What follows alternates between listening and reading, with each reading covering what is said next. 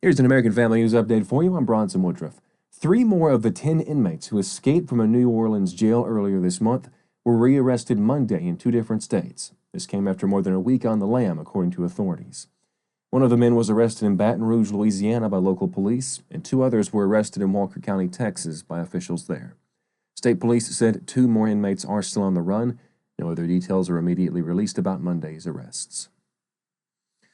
The Trump administration is asking federal agencies to cancel remaining contracts with Harvard University. A senior administration official said this today. The government already has canceled more than $2.6 billion in federal research grants for the Ivy League school. The Ivy League has pushed back on the administration's demands for changes to several of its policies. Cuts to contracts could take away millions more from Harvard's budget. A draft letter from the General Services Administration directs agencies to review contracts with the university and seek alternate vendors. The administration is planning to send a version of the letter today, according to the official.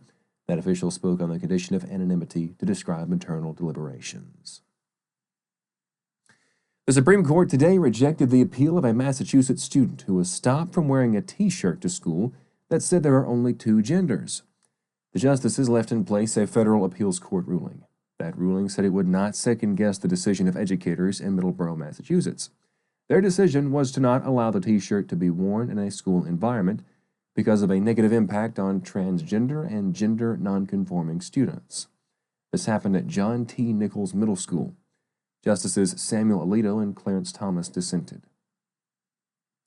National Public Radio, or NPR, and 3 local stations filed a lawsuit today against President Trump. They're arguing that an executive order aimed at cutting federal funding for NPR is illegal. NPR, Colorado Public Radio, Aspen Public Radio, and KUTE Incorporated filed a lawsuit in federal court in Washington.